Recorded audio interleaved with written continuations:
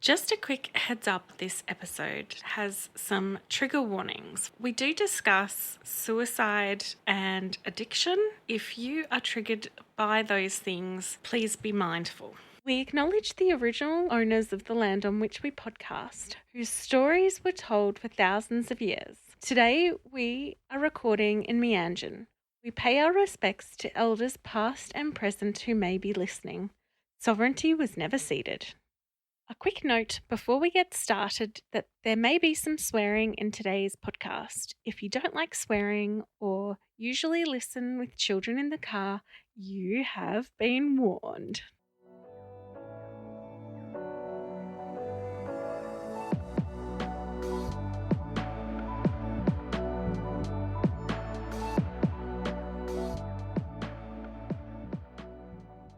You're listening to What in the NDIS Now, a podcast where I, Hannah Redford, and my friend Sam Rosenbaum interview participants and providers about all things NDIS. Welcome to today's podcast. It's so nice to have you. So today on the podcast, we have Amy. Welcome, Amy. Thank you so much. I'm really excited to be here. Yes, thank you so much for coming. So our usual first question is, where did you grow up? I grew up in the Blue Mountains at the very base in a smallish town called Lithgow, and it was incredibly cold.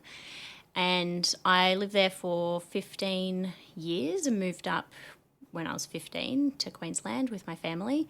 So I've been living in Queensland and in Logan for the last X amount of years since I was 15. Awesome. And how did you get into the disability sector? In a weird, twisty turn of events, I actually started out in finance and worked in banking for 8 or 9 years and found that my passion was more around helping people with their financial goals and barriers to excessive spending and things. And I decided to study psychology at uni and really loved it. So then decided to get some experience in the sector by volunteering for different organisations. And I started volunteering, and it was very different to the textbook stuff that I was learning. And I found that there was a huge gap in what I was learning to being confronted with a person in front of me, and I enjoyed that a lot more. So I then got a job at that organisation coordinating different events and activities, and that was a mental health service, and I just really loved it. So then I delved more into the support work side of things and supporting people more in that mental health space than a physical disability, and just realised that there was just this huge gap in people with the knowledge and experience that could actually practically apply that in the community. And yeah, I just really loved that aspect, and I thought I had a good skill set to be able to transfer those skills to the real world outside of uni textbooks. Amazing. I completely agree. Like, uni doesn't really prepare you unless you grew up surrounded by severe mental illness. You've got no chance of understanding what it's really going to be like. Yeah. And the first time you're confronted with people with particularly severe mental illness, you're like, oh my goodness. Yeah. And I think there's also, when you have that personal experience, you're looking at it through a different lens. Yeah, and exactly. Then to have that lived experience with someone close to you, there's a lot more personal investment. And not to say that there's not personal investment when you're caring for people, but your lived experience and the things that you have been through with that person is just a small part of a much bigger picture. And there's so much more to know, and there's so much more that different people are struggling with. Yeah. And, that's just one small piece. So you have now become a psychosocial recovery coach. So can you tell me a little bit about what a psychosocial recovery coach does? That is a very golden question, which I think a lot of people are still wanting the answer to. So I have been doing the recovery coaching role for about 12 months. It is a pretty new role within the NDIS in terms of how long the NDIS has been around. But for me, I see the psychosocial recovery coach role as, and this is controversial, but it's a bit of a mix between support coordination, support work, and a little bit of therapy. And I think those things combined, you're sitting more with people, you're helping them work through things as they're working through things. You're not necessarily doing things with them, but it's very targeted, and it's all through a mental health framework. So you're acknowledging that there are barriers that are different for each person, and that the severeness of that barrier is different for every person. And I see the role as more of a mental health role that is funded by NDIS rather than an NDIS role that just happens to have some mental health thrown in. Awesome. That's the description I would give, so I really like that description. Excellent. For the sake of our listeners, I'll just let you know that the acronym for Psychosocial Recovery Coach is PRC. So for the rest of this episode, we might say PRC for the sake of brevity, and just because every day when we talk about psychosocial recovery coach, we tend to use PRC. Because the PRC has a little bit of support coordination in with it, how can a support coordinator and a PRC work together in harmony? I think having a clear understanding of what each role does. I think there's such strengths to both, and sometimes they do overlap, and I think we've all seen it where people have funding for only a support coordinator and they probably need to have a PRC as well, or vice versa, PRC, but there's still all of those things that need to be done. They should really have support coordination. And I think for anyone that's supported someone with either funding, I think you know full well the types of things that are outside your scope. And I think just having that communication and being really transparent and talking to people and saying, you know, this is what this role does and this is what this role does, and this is where we can work together, so that it's not so confusing for the person in the middle going, I don't even know what a PRC does, which is what I hear all the time. And then going, well, this is what I do. I'm going to come to you. I'm going to come to your house. I might help you go visit Centrelink, or, you know, these kinds of things where we're going with people to do things that are harder and that they need to build that capacity to do for themselves, and they want to do, but they just need that extra support. Absolutely. So my tip is always, when a PRC and a support coordinator are going to work together, at the very beginning, you should go, okay, I'm going to do this, I'm going to do this, and there will be some things, because the support coordination funding is often way less, that the support coordinator can say, if it relates to mental health, do you mind putting these bits and pieces in place? And then I'll put these bits and pieces in place, and we'll catch up once a month and just make sure everything's going hunky-dory, or something like that. Yeah. That's where I see the ideal of it sort of working. And that my understanding, and you're here to correct me, is I think to my mind, the PRC is more often than the person for the participant to call if there's kind of an issue. Yeah, and I think you're right that there is generally more funding in the PRC role, because there is that more, you're there more. You're more reachable, you're more responsive, and that's because there's more time there. And the stuff that you're working with someone that you might be supporting is going to be longer, because there are those mental health challenges, there are those trauma responses to certain things, and that takes time to work through. It's not a, let's set you up with a psychologist and these are the sessions that you have. It's let's talk about why you don't want to see a psychologist, or, going through and building up someone's confidence and capacity to then take that next step, which, may not happen for a few months. Yeah.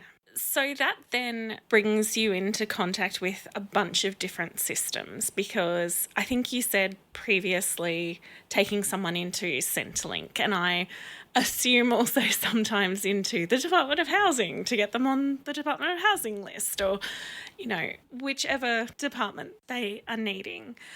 So that brings me to the mental health system. And at the moment, I'm seeing issues Me too. yeah, the system not working as it ideally should. Where does a PRC come in those circumstances? I think, part of what I do is try and be a connector of sorts. So the NDIS has acknowledged that there are people with ongoing mental health barriers and challenges, and that's great. There are gaps in that, and there are other services and organisations that might offer different things. So part of how I see and how I do the PRC role is what else is out there, because unfortunately there is no mental health hub. There is no mental health system that is all-encompassing. And at the moment, I think there's a lot of different factors at play, and you have people who have a physical disability, an intellectual disability, mental health challenges, you have neurodivergence, and then there's a crossover a lot because people are people. And there's not really anything that does any one thing. So as a PRC, it's like, okay, so the public system will fund a mental health care plan. That's great. It's time limited. There are, a set amount of sessions you can access within a set amount of time. After you've waited an extensive period of time to access that service, so then what else is there? So it's acknowledging that there is some other things out there to assist with mental health. It's finding them, knowing them, and waiting for them to be available. I have a recent example of trying to deal with the hospital system that I felt really let a participant down. So my participant had a suicide attempt and was not in great shape, was taken in an ambulance to a public hospital. The public hospital fixed them up in terms of physically, and then tried to send them over to the mental health unit, and the mental health unit said, we don't have any beds. And then they went, okay, well, I've got private health insurance. Can I go to the private mental health hospital? The private hospital said, we've got no beds. Go home. And if it gets worse, come back. And I was like, if it gets worse, they're worse? dead. Yeah. So I was in a bit of a state of shock that they were letting this person go home or a day or two later, because I've had hospitals turn people away for suicidal ideation, and to a point I can see their issue then, because there is a finite number of beds. But when someone has actually carried through with it, at what point do you say, yes, this is a crisis? Yeah, I unfortunately know exactly what you're talking about. So I have had that in my personal life, where I've had someone close to me try and end their life multiple times and go to hospital, and it's a quick turnaround, which is a terrible way to put it. And then if it gets worse, that's bad. Like getting there to that point, that is the worst for that person and they're still alive, so there's still hope. The worst case scenario is that there is no hope and they went all the way. I've also seen it in people that I have supported. I've watched someone walk in front of a moving car on a busy road, taken them to hospital, and they've kind of went, well, we've got this recliner that they can just have some chill time and we'll check in for over a few hours. And, they seem fine. So, if it happens again, unfortunately, every hospital is overrun and there is no capacity for ongoing help. And by the time people reach that point, the opportunity to help progressively is gone. So it's that really intensive intervention that's needed and it's getting missed. And unless people have the resources, both the contacts and the financial resources to go to a private facility that does have capacity as well, then where do they go? What do they do? Which is where I think some people might go, well, there's things available, like a GP mental health care plan. That's great. That's a great fix for someone who could access it in 6 to 8 weeks, maybe. Where do they go when things are, for them, the worst and they don't see a way out? Yeah, and I think part of the issue is that, and particularly in a few of the circumstances where I've been the SC, is where I've seen the hospital say, well, you've got NDIS, so you've got support, see you later. And I get frustrated with that because the NDIS support is not a crisis service. The hospital is a crisis service. They're supposed to respond at the point of crisis. And the NDIS keeps saying to support coordinators, and I'm sure to PRCs, oh, but you're not crisis. We're not crisis. And I'm like, okay, so Who is? Where do we put them? Can someone please tell us where the crisis is? Because where's the crisis care? Because I haven't found it. No. And I haven't met anyone that has. And unfortunately, the people that I have spoken to have similar experiences. And the things that I've heard from people that I've supported who have tried to end their life is, why bother going to hospital? They'll just send me back out. I've even supported someone who had nowhere to go, and the hospital went, well, we're kind of short on beds, and they've had someone offer for them to stay, even though we know that won't work long term because of historical evidence. So we're just going to discharge them into the care of this person that is just shown up out of nowhere. And then 2 days later, that person is then homeless. And then there is the crisis care for trying to find someone accommodation in the space of an hour that has nothing and no one. So, yeah. So as a not crisis care provider, I went into super busy dealing with a time-sensitive issue mode. Yes. And and I've done that too, and I'm sure every other SC and PRC has similar stories, because the NDIS says to us, well, homelessness is a mainstream issue. You have to go and use the mainstream services for that.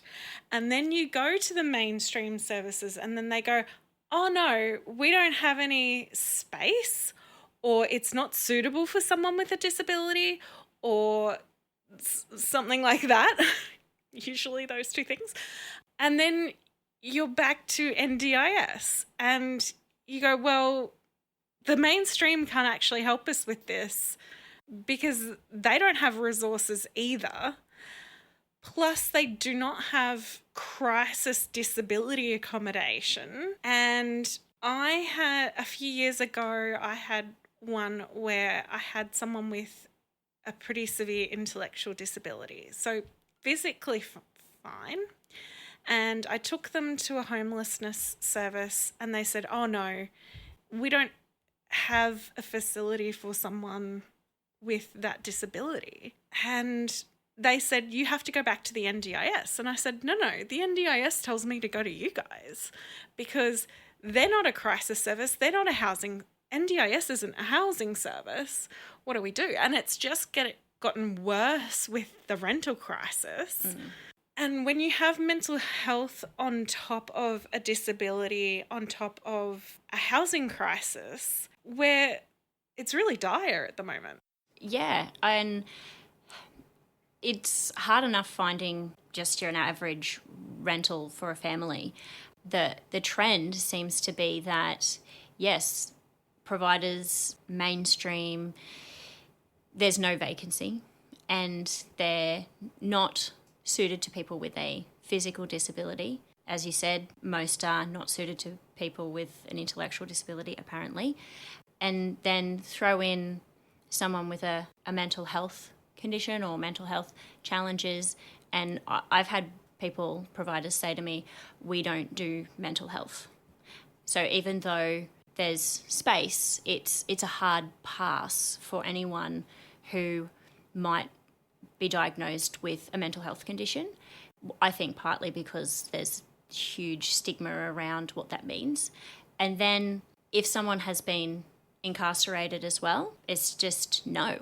It's just we don't support people like that. So like people who need housing, and so where are they going? And then you say back to them, show me a homeless person without a mental illness. Yeah.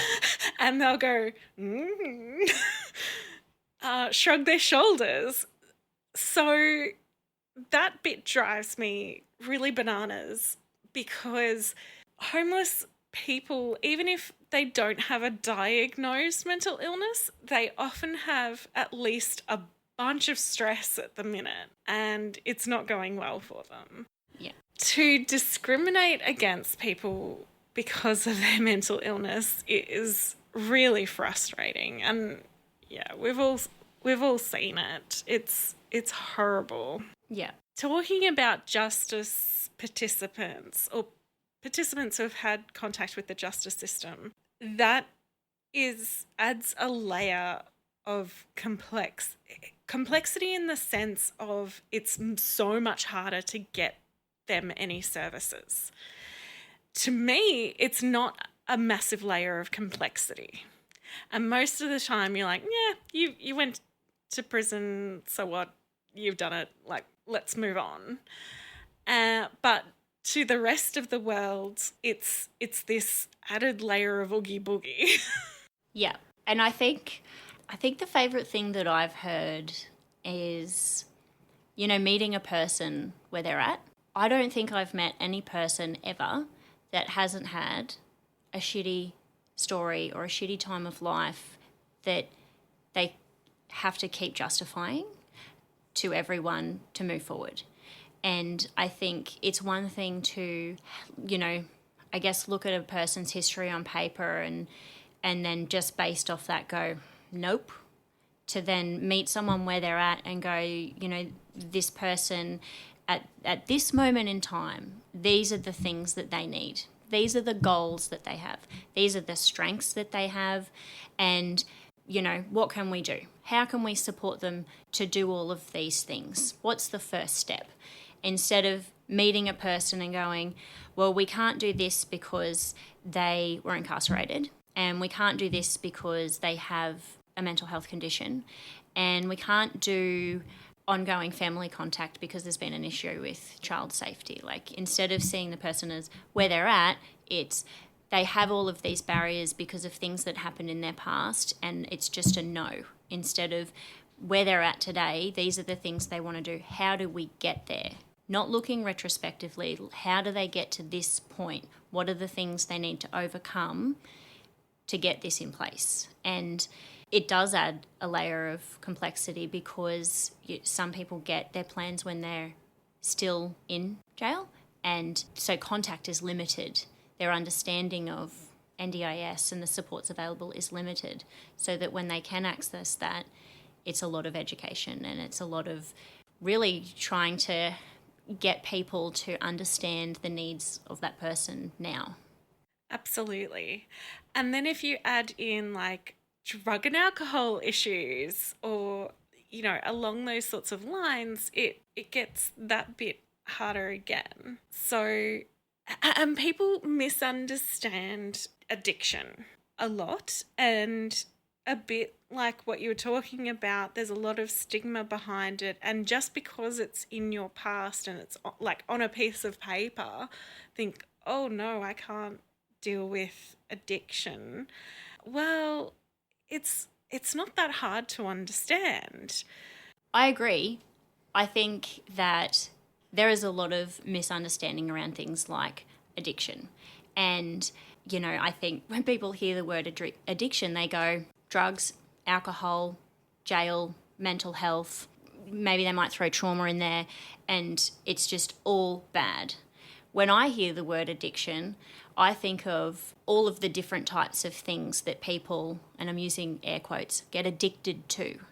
And I think when you have that understanding of those things and someone says a buzzword like addiction, you go, well, that could mean anything. And it's normally not something that is an isolated situation. Addiction looks different for people. And just because some things are more socially acceptable and there's a better understanding of those things and people can frame that in their mind in a more acceptable way, then, it's just all bad. And I think that's what's important to remember is addiction is not an isolated incident, and that everyone has things that it's a crux. And it's covering trauma. It does come back to that trauma.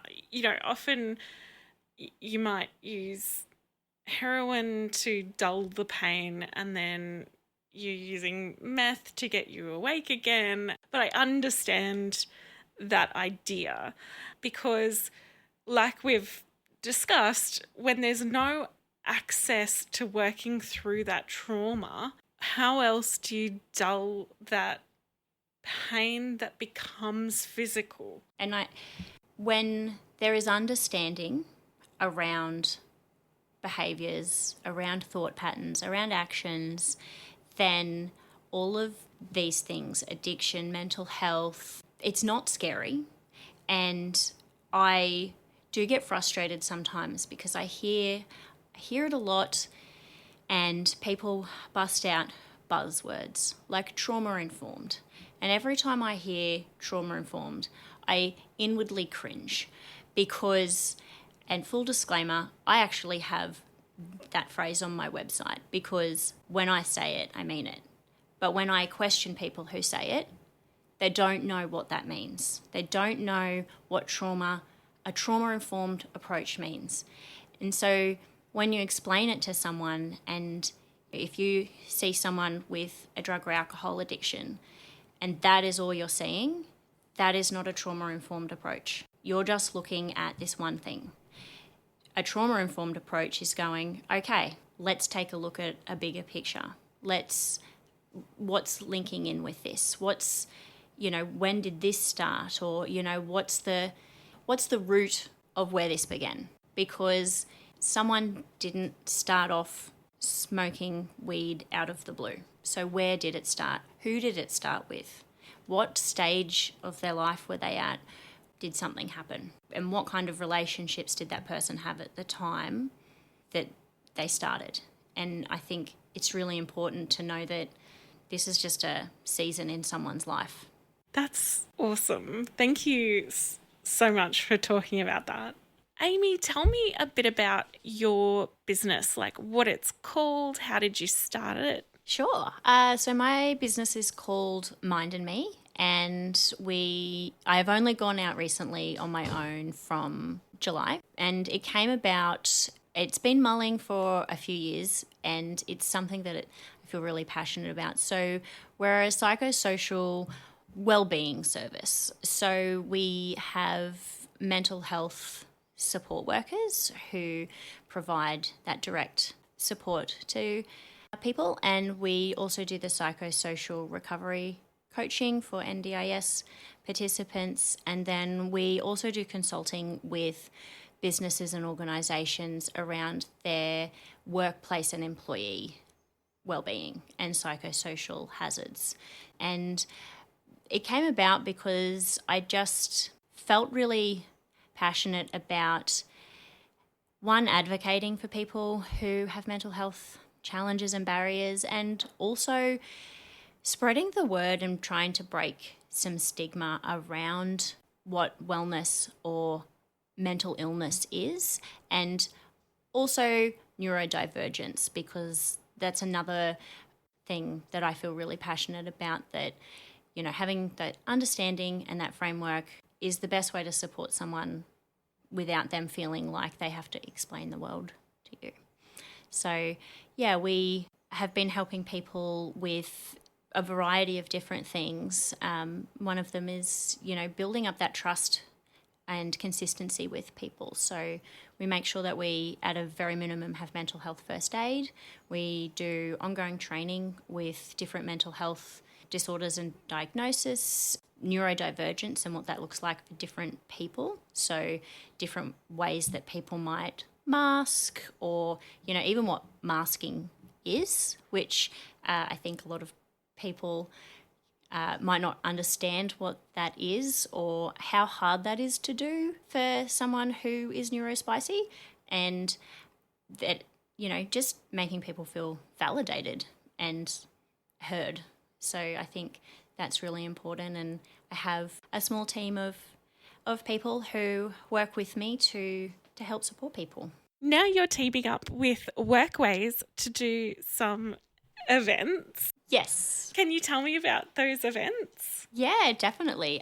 So I met Tanya from Workways at an event a couple of months ago, and we happened to be the only two PRCs in the room. So naturally we gravitated towards each other and got to talking, and realised that there was events that we were going to, and we met some amazing people, yourself included, and realised that there really wasn't anything tailored towards mental health, the Psychosocial Recovery Coaching and the NDIS. And we weren't meeting any other PRCs. So we, over coffee, decided that we would just do that. So we had our first event called Psychosocial Matters a couple of weeks ago, and we put it out there to all PRCs, new and existing, to come along and share their experiences, their insights,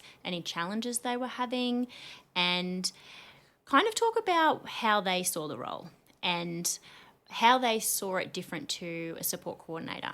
And we had a really good response. We didn't have as many PRCs come as what we thought we would, but we did have some support coordinators who were really interested to find out what PRCs do, and also, you know, ways that they might be able to support people that they currently have through SC funding. And the feedback we got was really great. People were wanting to know more. We had to cap our tickets, so the next event will be more of an invite only, so we can tailor it more to PRCs. But we are also looking to have further events for support coordinators to come and learn more about the role and how collaboration and working together is going to be really beneficial for clients and also for participants of NDIS. So a lot of questions I get asked are, what does a PRC do? Why do I need one? I don't think that I need one. And yeah, we've had some conversations around what does that look like and how can we help people understand and use the funding and get the best from it. So we're looking to have another Psychosocial Matters in January. So location to be advised and also date. But I think it's going to be a really exciting use of time for people who want to know more and also want to share best practice and really stand out in that mental health space. Awesome. So we will have a link to your website in the episode show notes if people want to find out more. So keep an eye on Amy's website for when that comes up. So, yeah. So our last question of the podcast is, in your ideal world, what would the future of the NDIS look like? The future of the NDIS would look like for me, I think, two things, is having people being able to access a support coordinator and a recovery coach. I think that would be really important for people's recovery. And having more regulation around qualified mental health support workers. I think there are some regulations, there are some recommendations around things that support workers should have, and it's a great base. I think in an ideal world, it would be great to see a bit more emphasis on the mental health side of things, generally having more support workers that are skilled and trained. But I think having that mental health perspective and that ongoing training and development would be great. Yeah, absolutely. What sort of qualifications or experience would you like to see in those support workers? For the mental health support workers, so I think at a very minimum, mental health first aid and having ongoing training around different diagnoses, different challenges that people have, how that presents, and evidence-based interventions that work. And I'm not talking about therapy-related things. I'm talking about people who might be experiencing depression. What are the things that a support worker could flag or look out for or do to support someone with a major depressive disorder? Because having an understanding of that will help that person first feel validated and understood, and also not annoyed that they're having someone come in. Having an understanding of what it's like to support someone with obsessive compulsive disorder or a hoarding issue, and not having a support worker go in and just clean out the whole house thinking that they've done a great job, and then have a PRC then spend months counteracting the trauma that it put that person through as they try and backpedal and recover from that. Because you cleaned out what someone might say is a whole lot of stuff, that's not the stuff for that person. They're not hoarding stuff. That's just the physical stuff that you're seeing.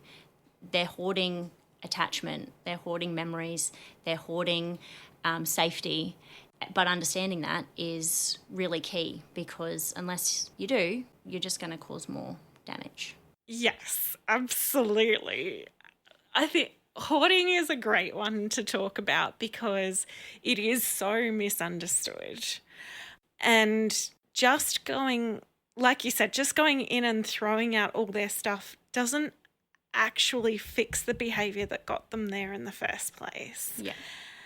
You have to do it really sensitively, and you have to do it a little bit at a time, because otherwise they are traumatized further.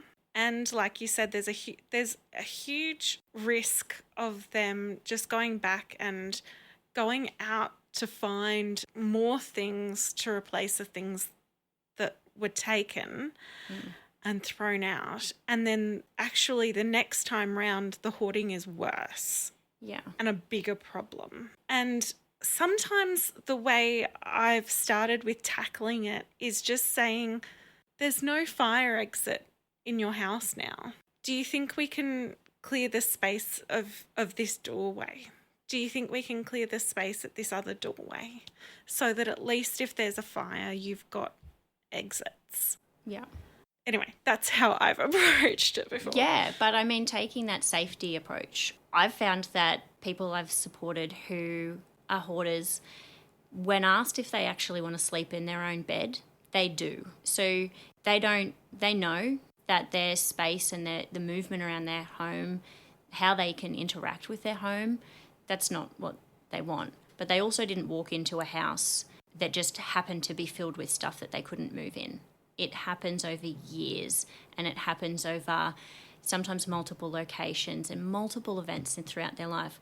So it's not going to happen in a 4-hour cleanup so that someone feels good that they came in and cleaned out a whole bunch of stuff in 4 hours. That would be great for someone that's not a hoarder and doesn't have attachment to certain things. But you're not going to get a lifetime's worth of stuff thrown out and then that person turn around and be okay. Absolutely.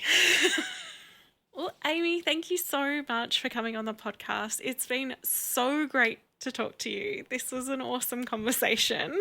Thank you so much for having me. I've been looking forward to this since you mentioned it, and I'm super stoked to be able to be here and just talk my passion and share my experiences and kind of shine a light on mental health within NDIS. I think it's really important. So thank you for the opportunity.